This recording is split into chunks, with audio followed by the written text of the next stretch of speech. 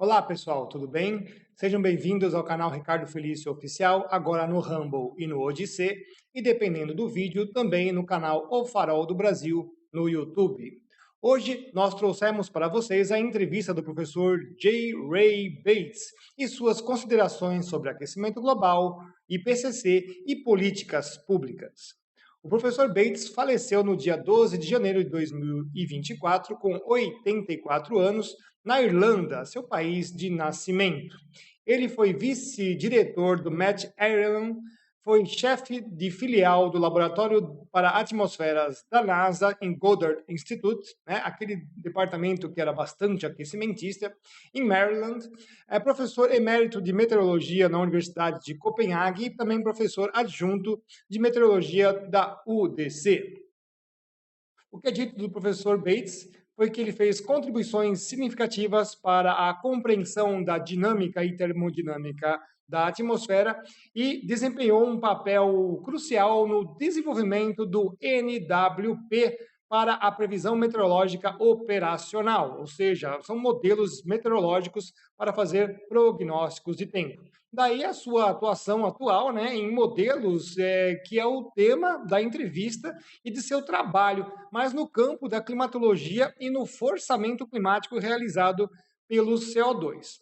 Assim, já de antemão, eu aviso a todos que ele foi um dos céticos moderados, podemos dizer assim, ou talvez mais para aquecimentista moderado. Ou seja, ele achava realmente que o CO2 aquecia o planeta e que o falso número de 97% de cientistas que apoiam o aquecimento global antropogênico é real, o que claramente não é, como bem descreveram já Leggett, o Briggs, já há mais de 10 anos, incluindo aí o meteorologista John Coleman, cofundador da Weather Channel nos Estados Unidos.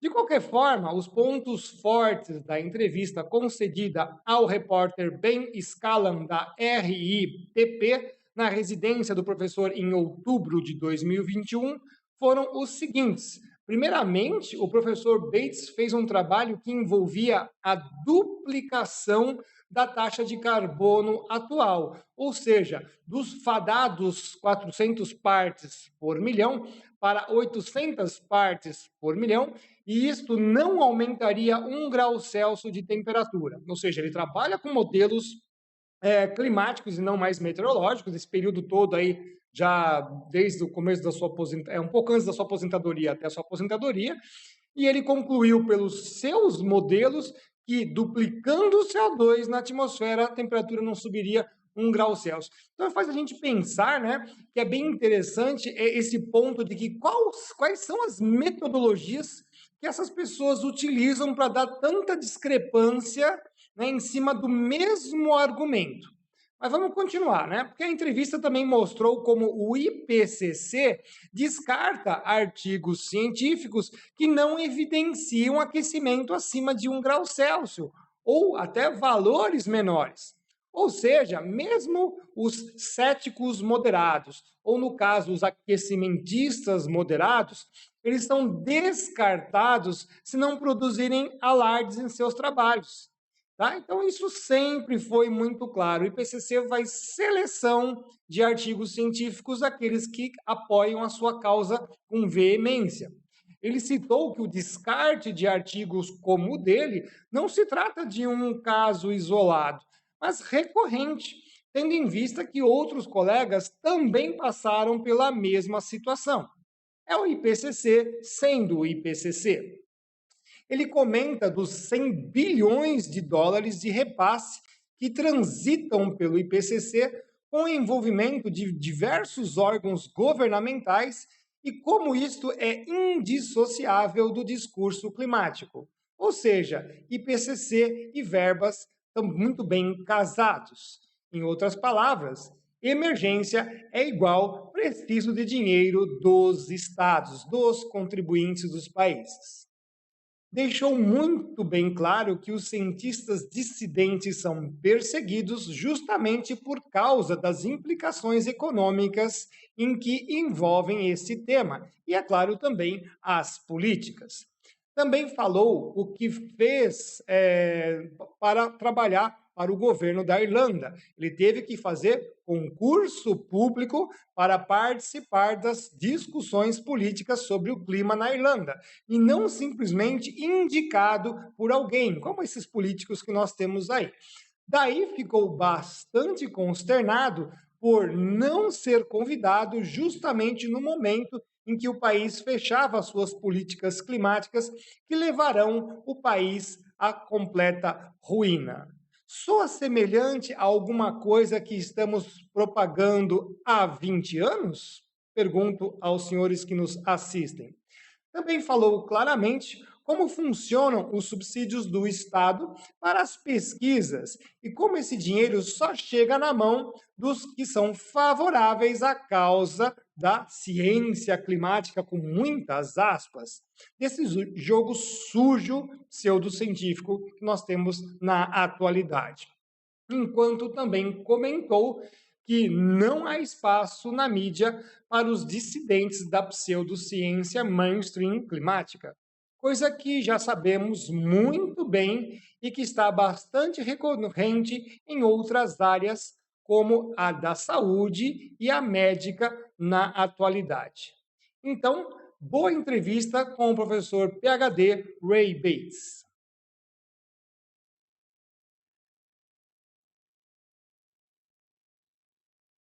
I hereby declare that I have no vested interests in this area. I have no investments in fossil fuels.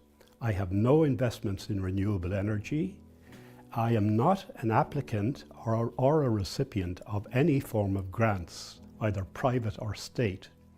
So this gives me an independence to say what I think myself.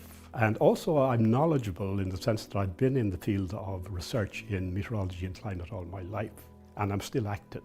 So my name is Ray Bates, adjunct professor at UCD, formerly professor at the University of Copenhagen, professor of meteorology. Before that I worked at NASA, Goddard Space Flight Center. Before that I worked at Met Éireann, and my background degree was in physics from UCD, and then a PhD from meteorology from MIT. In your opinion, what do you think is the number one biggest thing that people get wrong about climate change? What's the biggest misconception?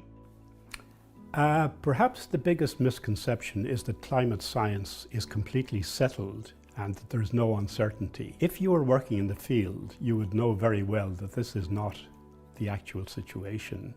Now, the biggest evidence in favor of that view is this book by Professor Stephen Coonan called Unsettled, that's just been published in the past, a few months ago, published in May this year.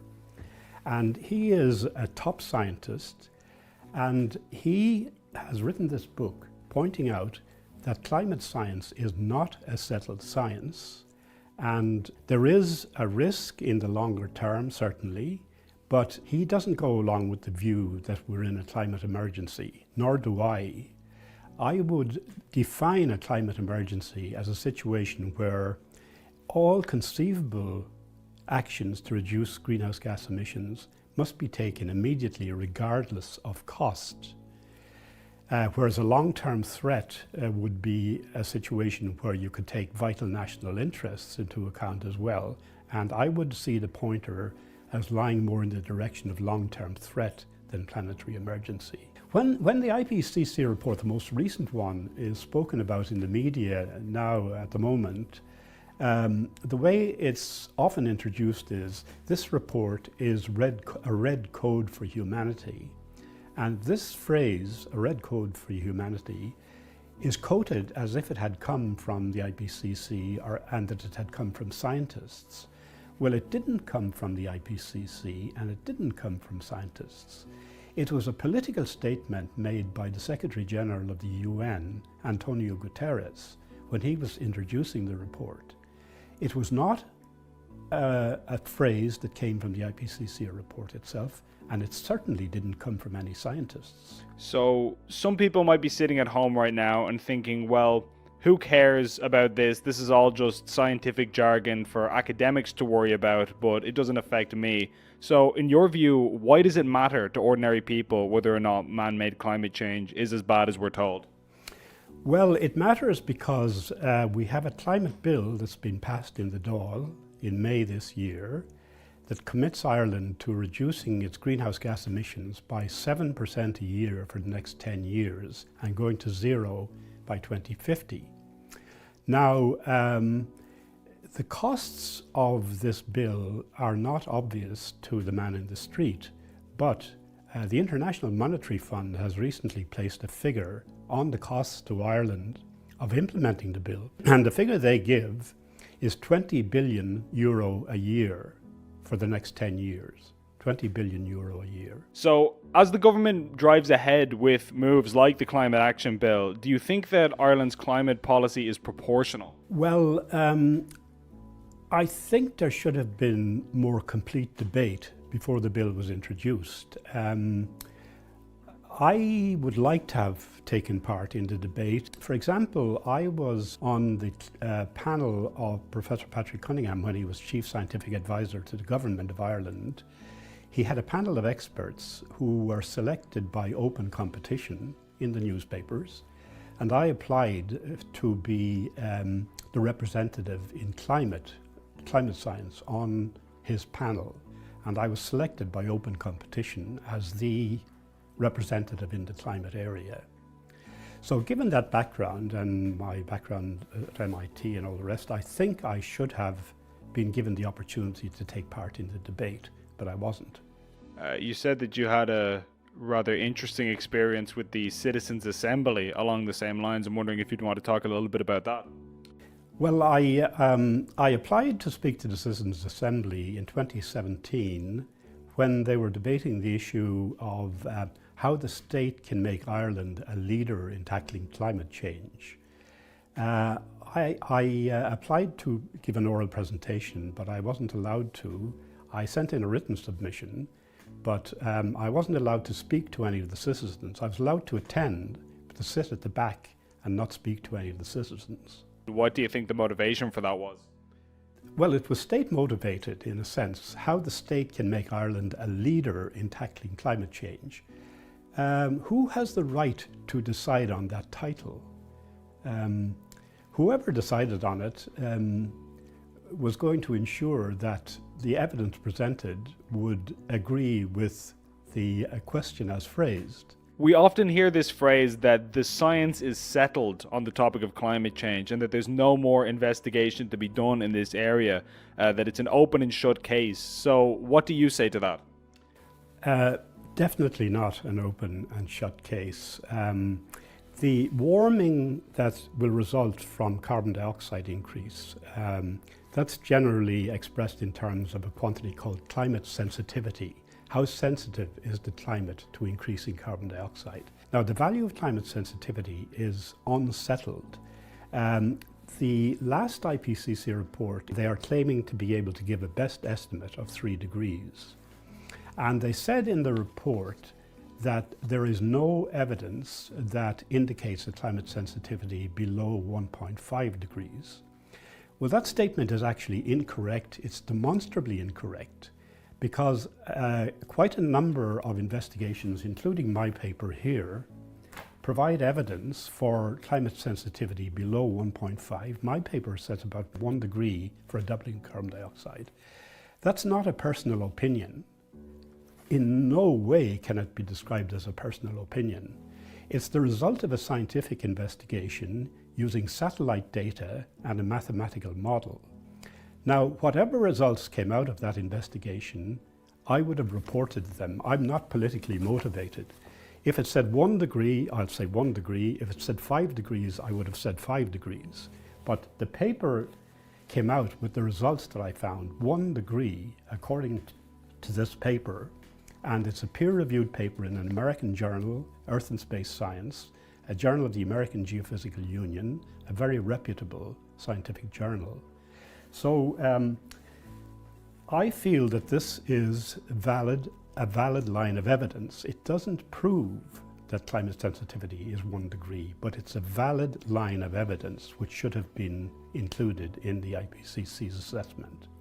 What was the reaction to this research that you did? Did you get any pushback for it? From the journal, I got an email about 6 months after it appeared, congratulating me on the fact that it had been among the most highly downloaded papers in their recent publication history. It was very widely read, but it hasn't been cited in the IPCC report, and it's not on its own in that. There are a number of other scientists who have also come up with low climate sensitivity estimates, and their papers also have not been cited in the IPCC report. So when we hear this figure thrown around that 99% or 97% of scientists agree on the mainstream narrative of man-made climate change, do you think that's true, or do you think they're kind of fabricating a consensus here? This book by Professor Stephen Coonan proves that there is a valid case for the climate science is unsettled. As regards 97% saying that global warming is due to man-made effects, I would lie among that 97% in that my paper is based on a warming due to carbon dioxide. So I lie in the 97% who say global warming is caused by carbon dioxide, but the extent of it that I got from my model is less than the extent that's estimated by the IPCC, the Intergovernmental Panel on Climate Change. So I'm in the majority, but qualitatively, my estimate is below what the IPCC says. And so, even for a scientist with your credentials, simply saying that you think the threat is exaggerated or maybe it's being sensationalized, even that is enough to have your work essentially pushed aside. Well, the question is, why didn't the IPCC report on the other studies which are out there? Not just mine, but the Lindzen and Choi one in particular. Richard Lindzen is a professor at MIT, and he published a paper in 2011 which came up with a low climate sensitivity value using satellite data, NASA satellite data. And I would regard the Lindzen and Choi 2011 paper as the most important paper that's been published in climate science in decades. But it was not cited in either the last IPCC, no, it was cited and dismissed in the last IPCC report, and it was not cited in the current IPCC report. Do you think that scientists are reluctant to break ranks on this issue, even if they have their doubts about the sort of mainstream consensus? It's difficult to break ranks in any profession, and I know that Professor Stephen Coonan, the author of this book, has suffered greatly for writing this book, and it's difficult. It's not easy to step outside the mainstream in your profession.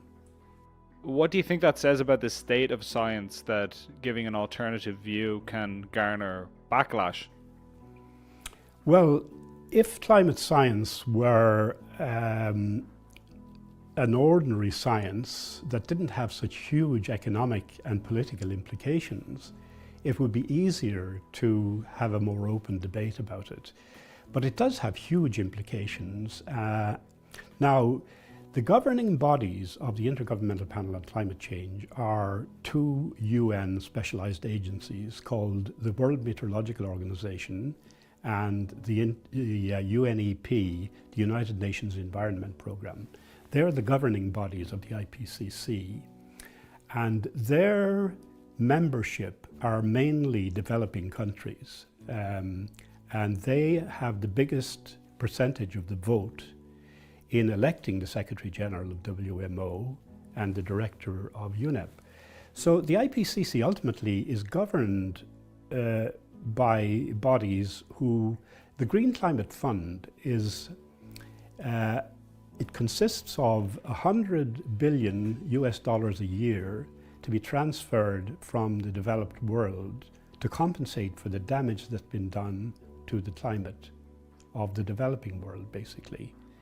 So that's at the heart of the of the governing bodies of the IPCC. So it's hard to separate something like that from the process of the IPCC. So do you think it would be fair to say that science, at least areas of science like this, have become quite politicized?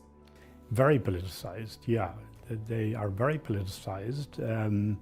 As I say, if it didn't have economic implications like it does, it would be much easier to take a different scientific position. But anybody who steps outside the standard narrative has to be prepared for vilification, perhaps threats. One scientist in the States, Professor John Christie, has had rifle shots fired through his office window because of his position on climate change. I believe you have received threats for your research. Well, I've been threatened face to face with somebody who said to me, "You're a disgrace and I'll get you." And I had 2 witnesses to that. And I think that's an unfair thing to say to a scientist. I have no vested interest in this area. I'm only trying to stand for the truth, and I have a concern for the public interest, but I don't have any vested interests. Do you think there are a lot of scientists who have vested interests? You said at the start you have no investments in fossil fuels or renewables or anything like that. Do you think that grant money and things like this does influence the way scientists speak on these issues? Well, if you're a young scientist, you have to be aware of getting grants. Without getting grants, your career won't go very far, and they're mainly state grants. So the bodies who control grant money have a big influence in scientists' perception of what they should research or what they should write about. That I'm semi-retired, I'm not an applicant for grants, I'm not a recipient of grants. So whatever influence may be due to having an eye on grant money, I am completely free from that or anything like that. Do you think that gives you a lot of freedom to speak on these issues? I think it does, yeah. I think so. Gript previously revealed that RTE is the only state broadcaster which is partnered with a climate activist group called Covering Climate Now, or CCN. What do you think of the media's uniformity on this issue? It seems to me that in Ireland in particular, the media doesn't allow expression of alternative viewpoints. It's basically the media are all singing from the same hymn sheet. I was last interviewed on RTE television in 2015 on a primetime program, and there was such a reaction to having me on it and to what I said that I haven't been invited back on RTE since then. But I was talking about the results of my scientific paper. So it was too controversial to report scientific results, apparently.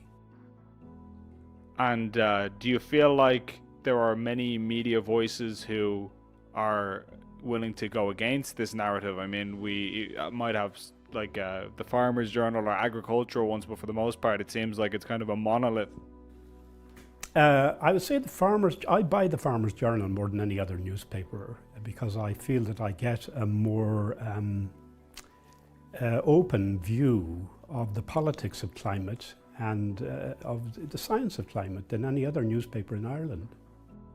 But the fact that news outlets rely on funding from the state too, to a certain extent, do you think that compromises their impartiality to a certain degree? I don't know. It could be that a lot of journalists think they're taking the high moral ground when they follow a climate alarmist viewpoint.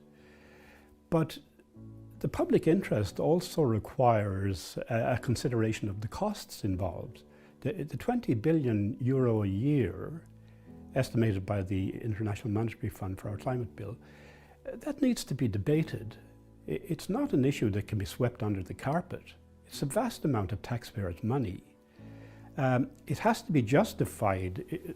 The scientific basis has to be solid for spending that kind of money. And to have a solid scientific basis, you must have free debate involving bona fide experts. If such debate is not allowed, you cannot be sure you're hearing the truth. I noticed that often if there's normal, predictable weather that we would always have, like let's say it's warm in the summer, it's cold in the winter, if somebody was to say, well, isn't that an example that climate change isn't happening, the media and people like that would be quick to say, well, that's foolish because we're talking about climate, not weather. It doesn't matter about your specific geographical location. But then, on the other hand, when there are extreme weather events, like let's say it's very warm in Canada, like it was recently, they'll point to that as evidence of the radical climate change that they're talking about. When are they not falling into the same trap that these are localized events that we can't necessarily glean anything from? The question of extreme events is an extremely central one nowadays. Now, the IPCC in previous reports had been fairly cautious about attributing extreme events to climate change, to the global warming that's taken place. The IPCC estimates about 1 degree approximately of global warming since the end of the last century, 1850 to 1900 as the baseline. Now, can you attribute a change in extreme events to this change in global average temperature? That's a very central question. I don't work in this area as my area of specialization, but there are many people who do, and they're not all in agreement that there has been any change in the occurrence or extremity of extreme events, other than heat waves would have become a little warmer because of the global warming that has taken place, about 1 degree. But the heat wave that took place in the Pacific Northwest during the past summer in the States, the amount of warming involved relative to the mean was very much greater than 1 degree. The best authority on this, in my opinion, is a professor at the University of Washington in Seattle by the name of Clifford Mass. And he has looked at the heat wave in detail. And his conclusion is that it's not due to climate change predominantly, apart from adding 1 degree to what was there before. His conclusions are that it was a circulation anomaly. Desert air was being drawn up over the Cascades Mountains, and it was compressed as it came down to sea level. So the air from the desert was even warmer when it got down to sea level than it had started at in the desert. So it was extremely warm and very frightening to people. But his conclusion is there was no trend towards this. If it had been a result of global warming, we would have seen a trend in this direction. But there wasn't a trend. It came out of the blue, and there was no indication in advance that global warming was going to lead to this kind of event. If we look at extreme events in Ireland, the 2 most extreme events in living memory were the winter of 1947, when there was snow on the ground for 6 weeks from January to March 1947, and the summer of 1976, which was extremely warm the whole summer and very dry.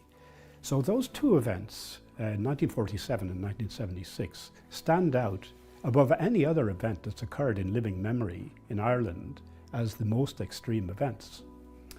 Now, if there had been an attribution study done, if models had existed at that time as regards what caused the winter of 1947, well, I'm sure the attribution studies would have said this is due to climate change.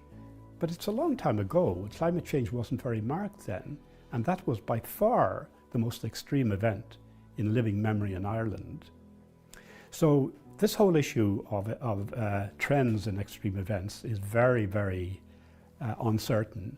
There has been a paper on flooding by a paper on which the first author is Hodgkins, an American paper, and they did a study of flooding in North America and Europe from over the past 60 years or thereabouts.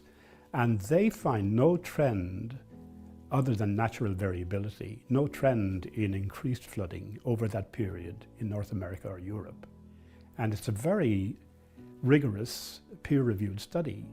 So, as I say, the IPCC itself was more cautious in its previous reports than it is in the most recent one. Do you think the level of fear that the general public feel about this issue is warranted? No. I'm very concerned about the level at which teenagers are suffering from eco-anxiety, and many teenagers feel the end of the world is nigh. I think this is not justified by the science, and it's very unfortunate that young children should be terrified in this way. The scientific evidence doesn't justify this viewpoint. I wrote a particular report called, it's about sea ice, Arctic and Antarctic sea ice, right? Now, one of the things that's been used most often in recent decades to convey the impression that we're facing an emergency is about the Arctic sea ice disappearing. You've probably heard about this yourself. Well, I've studied the Arctic sea ice. It's measured by satellite, and you can look every day at what the coverage is. The Arctic sea ice decreased quite a bit between about 2000 and 2012. There was a very rapid drop. And there were reports out that the summer sea ice, at the end of summer, that the sea ice in the Arctic would be gone by 2016. If you go back to Al Gore reporting to the, when he was awarded the Nobel Peace Prize with the IPCC in 2007, in his speech, he referred to studies saying the Arctic sea ice will be gone by 2016. Now, 2016 is long in the past. The Arctic sea ice hasn't really decreased very much in the past 15 years, actually. There's been very little further decrease in the Arctic sea ice in September. It's still going down a little bit. The trend in the past 15 years is slightly downward, but it would take 200 years for it to reach zero at the current rate of decrease. I've looked at this in detail. Now, the Antarctic, the models had been projecting the Antarctic sea ice would also decrease as a result of global warming, but the opposite has happened.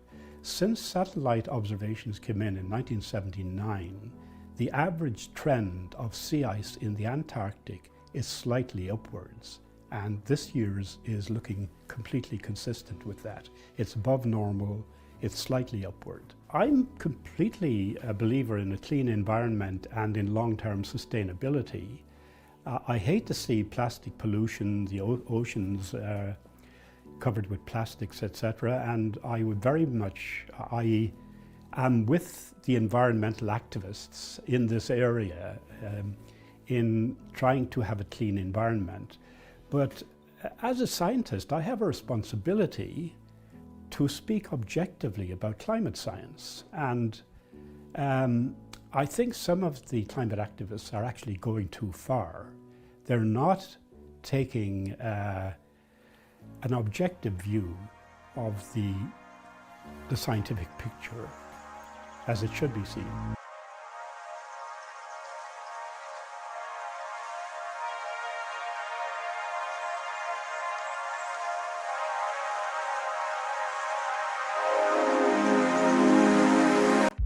Quero fazer os nossos agradecimentos aos apoiadores, ao pessoal que fez contribuição no Vaquinha, Daniel Freitas e Lúcia Castrali, meu muito obrigado. Ao Rubem Garcia, que faz contribuição no PayPal, ao pessoal que faz contribuição na nossa caixa ou diretamente nas lotéricas, o senhor Celso, Marina, Fábio, Humberto, Maria Tereza e a Eliane, meu muito obrigado.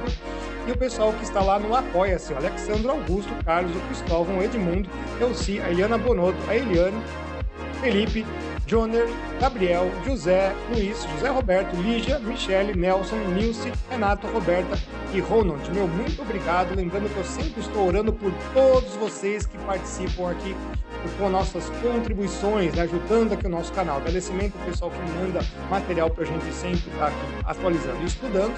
E lembrando que os livros estão aí na descrição do nosso vídeo. E também, se você quer introduzir a palavra de Deus na vida dos seus filhos, aproveite a Bíblia em quadrinhos. Quando você compra esse produto pelo nosso link, você também ajuda o nosso canal. Meu muito obrigado. Para quem ainda tiver dificuldade em acessar o Rumble, tem aí nosso tutorial para acessar o canal pelo Rumble.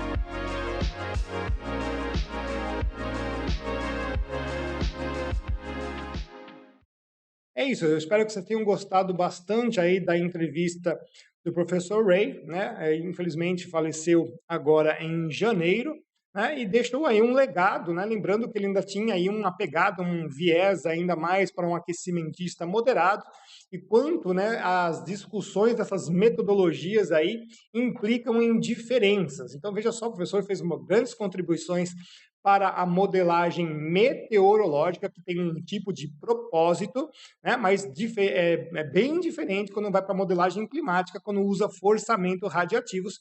A gente sabe que isso não é o princípio da nossa troposfera, né? Então, por isso que eu sempre me coloco aí nesse espectro como um cético bastante aí mais para o lado radical, porque não dá para entender a atmosfera como uma estufa e muito menos que o CO2 tem alguma contribuição da própria divergência entre o pessoal do aquecimento.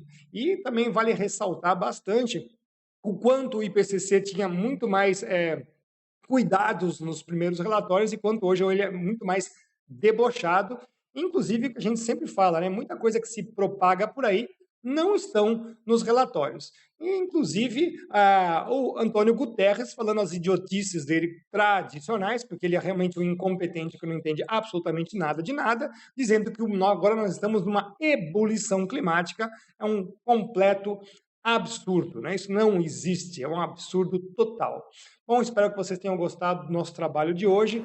Considere ser aí um patrocinador do nosso canal, do nosso trabalho. Eu agradeço imensamente, sempre estou orando por todos vocês. Deus abençoe a todos. Um grande abraço, fiquem com Deus e até o nosso próximo vídeo, pessoal. Até lá!